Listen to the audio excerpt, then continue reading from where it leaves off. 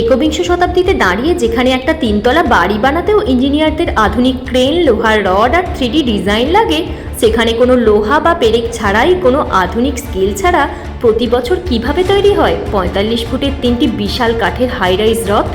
শুরু করা যাক রথ নির্মাণের অবিশ্বাস্য রহস্য নিয়ে। প্রতি বছর বৈশাখ মাসের অক্ষয় তৃতীয়া থেকে এই রথ তৈরির কাজ শুরু হয়, কিন্তু সবচেয়ে বড় চমক হলো এই বিশাল ও ভারী রথগুলোর কোনো অংশেই একটিও লোহার পেরেক, নাট বা বল্টু ব্যবহার করা হয় না। সম্পূর্ণ রথটি প্রাচীন ভারতীয় ইন্টারলকিং উড টেকনোলজি বা কাঠের খাঁজে খাঁজ মিলিয়ে নিখুঁতভাবে তৈরি করা হয়। কোনো ব্লুপ্রিন্ট বা আধুনিক আর্কিটেকচারাল ডিগ্রি ছাড়াই কেবল স্মৃতি আর অনুমানের উপর ভিত্তি করে এই মেগা স্ট্রাকচার দাঁড় করিয়ে দেন। রথ তৈরিতে কোনো সাধারণ কাঠ চলে না। ওড়িশার জঙ্গল থেকে মূলত ফাঁসি, ধাওড়া এবং আসান গাছের কাঠ সংগ্রহ করা হয়। চাকার জন্য বিশেষ ফাঁসি কাঠ লাগে, যা পরিপক্ক হতে প্রায় 50 থেকে 60 বছর সময় লাগে। আর রথযাত্রা শেষ হওয়ার পর এই কাঠগুলো ফেলে দেওয়া বা বিক্রি করা হয় না। এগুলি মন্দিরের মেগা রান্নাঘরে প্রতিদিনের ভোগ রান্নার জ্বালানি হিসাবে ব্যবহৃত হয়। 3টি রথ দেখতে এক মনে হলেও এদের আকার এবং রং সম্পূর্ণ আলাদা। নন্দীঘোষ হল জগন্নাথের রথ, উচ্চতা 45.6 ফুট। এতে থাকে 16টি বিশাল চাকা। এটি লাল এবং হলুদ কাপড়ে ঢাকা থাকে। এর 4টি সাদা ঘোড়া হলো শঙ্খ, বলাহক, শ্বেত এবং হরিদস্য। তালধ্বজ হল বলরামের রথ, উচ্চতা 45 ফুট। এতে থাকে 14টি চাকা। এটি লাল এবং সবুজ কাপড়ে ঢাকা থাকে। এর 4টি কালো ঘোড়া হলো তীব্র, ঘোর, দিকশর্মা এবং স্বর্ণনাবহ। সুভদ্রার রথের নাম হলো দর্পদলন। এটির উচ্চতা 44.6 ফুট। এতে থাকে মোট 12টি চাকা।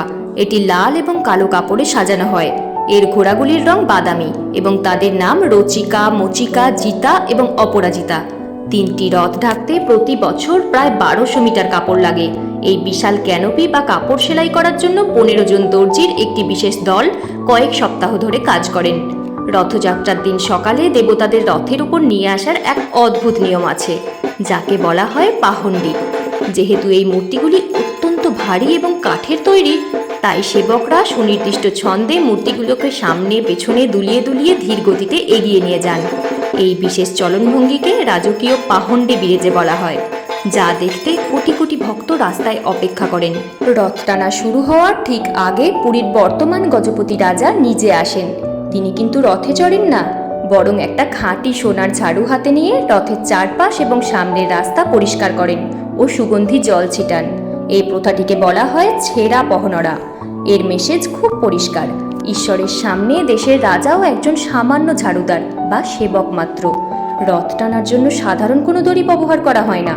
ওড়িশার কয়র কর্পোরেশনের তৈরি বিশেষ 8 ইঞ্চি মোটা নারকেলের দড়ি আনা হয়।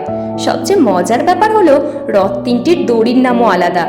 জগন্নাথের রথের দড়ির নাম শঙ্খচূড়, সুভদ্রার দড়ির নাম স্বর্ণচূড় এবং বলরামের রথের দড়ির নাম বাসুকি। বিশ্বাস করা হয় এই পবিত্র দড়ি একবার স্পর্শ করলে মানুষের জীবনে আর কোনো দুঃখ থাকে না। রথ টানা শুরু হওয়ার পর দেবতারা প্রধান মন্দির থেকে প্রায় 3 কিলোমিটার দূরে অবস্থিত গুন্ডিচা মন্দিরে, অর্থাৎ যা তাদের মাসির বাড়ি নামে পরিচিত, সেখানে পৌঁছান। সেখানে তারা সম্পূর্ণ 7 দিন অবস্থান করেন। মাসির বাড়ি অর্থাৎ গুন্ডিচা মন্দিরে অবস্থানকালে জগন্নাথ দেবকে প্রতিদিন এক বিশেষ চাল, ছানা, ঘি ও গুড় দিয়ে তৈরি পোড়া পিঠা নামক প্যানকেক ভোগ দেওয়া হয়।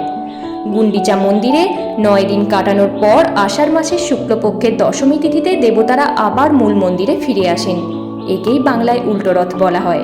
9 দিনের সফর শেষ করে যখন উল্টো রথ বা বহুদা যাত্রা হয়, তখন দেবতারা মূল মন্দিরে ঢোকার আগে রথের ওপরেই এক অলৌকিক রূপ ধারণ করেন।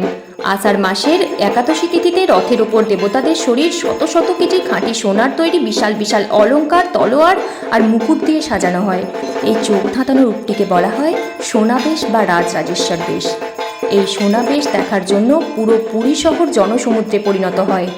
পুরীর জগন্নাথ মন্দিরে সাধারণ দিনে সনাতন ধর্মাবলম্বী ছাড়া অন্য কারোর প্রবেশাধিকার নেই, কিন্তু রথযাত্রার দিন স্বয়ং ঈশ্বর মন্দিরের বাইরে রাস্তায় চলে আসেন, যাতে জাতি, ধর্ম, বর্ণ নির্বিশেষে পৃথিবীর সকল মানুষ তাকে দর্শন করতে পারেন। ইস্কন এবং বিভিন্ন প্রবাসী ভারতীয়দের সৌজন্যে আজ ভারতের বাইরে London, new York, Paris, Singapore সহ বিশ্বের প্রায় 100টিরও বেশি প্রধান শহরে প্রতি বছর অত্যন্ত ধুমধামের সাথে রথযাত্রা উদযাপিত হয়। ভিডিওটি ভালো লাগলে অবশ্যই লাইক করুন এবং বন্ধুদের সাথে শেয়ার করুন। এই রকম আরও রোমাঞ্চকর ও তথ্য সমৃদ্ধ ভিডিও দেখতে চ্যানেলটিকে এখনই সাবস্ক্রাইব করে বেল আইকনটি প্রেস করে রাখুন। দেখা হচ্ছে পরের ভিডিওতে।